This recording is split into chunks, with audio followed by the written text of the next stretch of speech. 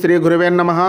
ఈరోజు మనం ఈ వీడియోలో శనిదేవుని శాపము నుండి ఏ రాశుల వారికి ఈ నెల 22 నుండి విముక్తి లభిస్తుంది, వీరికి ఎటువంటి ప్రయోజనాలు కలుగుతాయి, అలాగే శనిదేవుని శాపం అంటే ఏమిటి అనేది కూడా ఈ వీడియోలో తెలుసుకుందాం.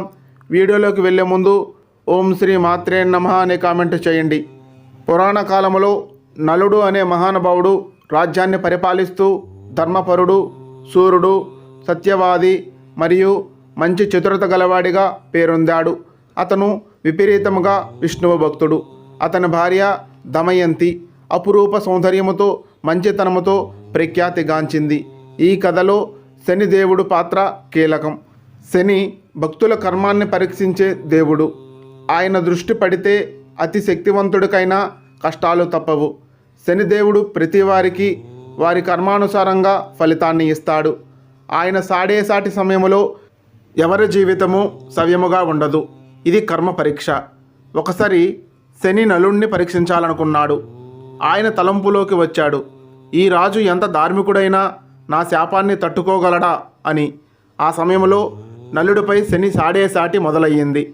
ఆ రోజుల్లో నలుడు తపస్సు చేస్తూ విష్ణువు ధ్యానములో ఉండేవాడు. శనిదేవుడు నేరుగా వచ్చి, ఓ రాజా, నీపై నా దృష్టి పడబోతుంది, ఇది నీకు కష్టకాలము, జాగ్రత్తగా ఉండు అని హెచ్చరించాడు. కానీ నలుడు ధైర్యముగా, నేను కర్మఫలానికి సిద్ధముగా ఉంటాను, నా భక్తి నా ధర్మము నాకు తోడుంటాయి అని చెప్పాడు. అంతే, అప్పటి నుంచి నలుడి జీవితం తలకిందులయ్యింది. రాజ్యాన్ని కోల్పోయాడు. అరణ్యములో తిరుగుతూ దుర్భర జీవితాన్ని మోశాడు. దమయంతితో వేరుపడ్డాడు. అనేక అవమానాలు, భుక్తులు అనుభవించాడు. దాన వేషాలలో ప్రక్కన ఉండాల్సి వచ్చింది. తన వారితో శత్రువులా మారిపోయాడు. కానీ ఆయన ధర్మాన్ని వదల్లేదు. భగవంతుడిపై విశ్వాసం కోల్పోలేదు. శనిదేవుని శాపాన్ని భరిస్తూ మంచి పనులు చేస్తూనే ఉన్నాడు. 7 సంవత్సరాల తర్వాత శనిదేవుడు అతన్ని సహనాన్ని చూచి మెచ్చిపోయాడు. ఓ నల, నీవు నా శాపాన్ని ఎంతో ఓర్పుతో భరించావు. నీవు నిజమైన ధర్మవంతుడివి. నీపై నా కృప ఉండబోతుంది అని ఆశీర్వదించాడు. నలుడు తన భార్య దమయంతితో తిరిగి కలిశాడు. రాజ్యాన్ని తిరిగి పొందాడు. ప్రజలు బ్రహ్మరథం పట్టారు. ఈ కథను బట్టి మనము తెలుసుకోవలసినది ఏమిటి అంటే, శనిదేవుని దృష్టి అనేది శాపము కాదు, అది పరీక్ష అని. మన కర్మ మంచిదైతే శని పరీక్ష నుంచి బయటపడగలుగుతాం. ధర్మాన్ని పాటించే వారికి ఎప్పుడైనా శుభ ఫలితమే ఉంటుంది అనేది తెలుసుకోవాలి. మరి ఈ శనిదేవుని శాపము నుండి విముక్తి పొందే రాశులు ఏవి, వారికి ఎటువంటి ప్రయోజనాలు కలుగుతాయి అనేది మనం ఇప్పుడు తెలుసుకుందాం. ముందుగా మేషరాశి. మేషరాశి ఆపదలో ఉన్నవారికి కొంత సాయపడతారు. అదనపు ఆదాయము సమకూరి అవసరాలన్నీ తీరుతాయి. ఏ కార్యక్రమము చేపట్టినా విజయవంతంగా పూర్తి చేయగలుగుతారు. ఆస్తి పంపకాలు ఫలప్రదం అవుతాయి. ఇంటి నిర్మాణాలపైన దృష్టి సారిస్తారు. ఆధ్యాత్మిక కార్యక్రమాల్లో పాల్గొంటారు. మీ నిర్ణయాలను కుటుంబ సభ్యులు ఆమోదించి అభినందిస్తారు. విద్యార్థులకు, నిరుద్యోగులకు మంచి ఫలితాలు ఉంటాయి. కళాకారులు, క్రీడాకారులకు మంచి ప్రోత్సాహం ఉంటుంది. గుర్తింపు లభిస్తుంది. ఐటీ రంగం వారు ప్రతిభతో కొత్త ప్రాజెక్టులు చేపడతారు. వృషభ రాశి. వృషభ రాశి వారు అనుకున్న లక్ష్యాలు నెరవేరడానికి కొంత కష్టపడవలసిన అవసరం ఉంటుంది. ఆరోగ్యంపై శ్రద్ధ వహించండి. కుటుంబ సభ్యులు, సన్నిహితుల నుండి ఒత్తిడులు రావచ్చు. సోదరులు మీపై ఉంచిన బాధ్యతను నెరవేరుస్తారు. ఆత్మవిశ్వాసం సడలనీయకుండా పట్టుదలతో ముందుకు సాగండి. కాంట్రాక్టర్లు అనుకున్న టెండర్లు దక్కించుకుంటారు.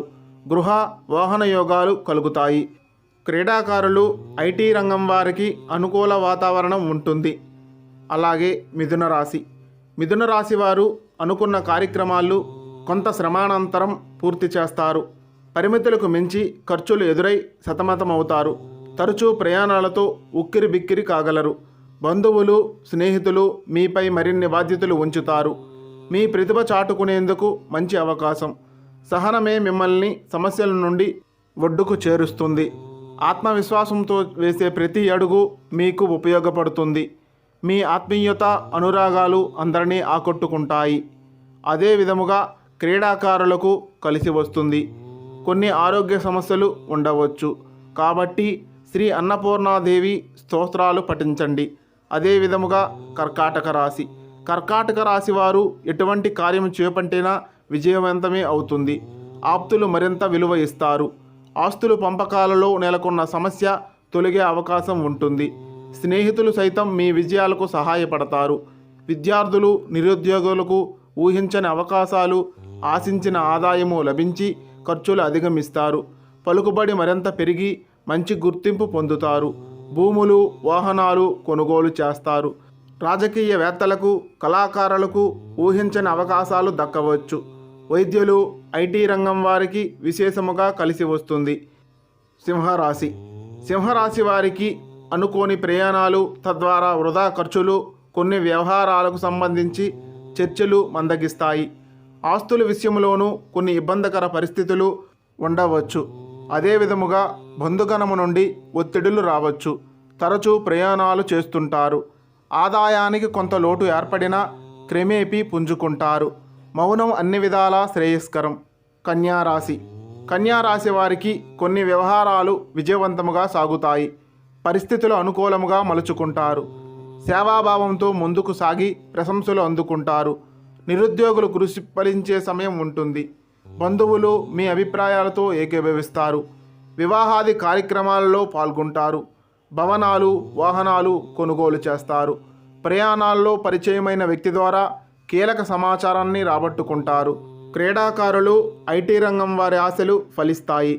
మహిళలకు ఉన్నత హోదాలు దక్కవచ్చు. తులారాశి. తులారాశి వారి అప్పులు ఎట్టకేలకు తీరి ఊరట చెందుతారు.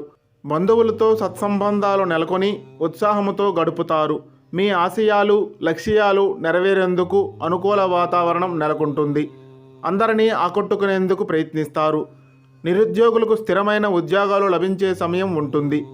కుటుంబ సభ్యులు మీ పట్ల మరింత సానుకూల వైఖరి ప్రదర్శిస్తారు. మీ నిర్ణయాలలో పొరపాట్లు దొరలకుండా జాగ్రత్త వహించండి.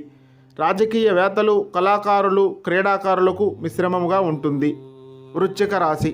వృశ్చిక రాశి వారు ముఖ్య వ్యవహారాలను ఇతరుల సాయం లేకుండానే పూర్తి చేస్తారు. అనుకున్న సమయానికి డబ్బు సమకూరి అవసరాలు తీరిపోతాయి.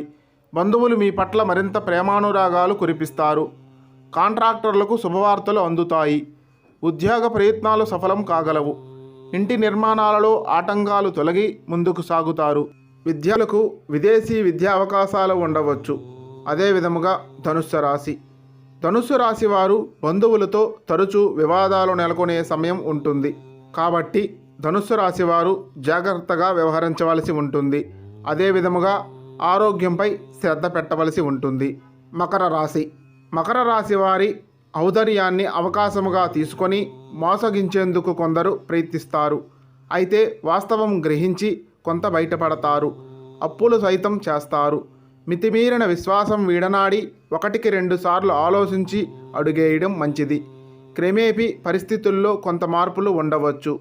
కళాకారులకు, పారిశ్రామికవేత్తలకు, క్రీడాకారులకు ఆకస్మిక విదేశీయానం ఉండవచ్చు. కుంభరాశి. కుంభరాశి వారు ఏ కార్యక్రమం ప్రారంభించినా విజయమే ఉంటుంది. ముఖ్యముగా ఇంటికి సంబంధించి వ్యవహారాలన్నీ సజావుగా పూర్తి చేస్తారు.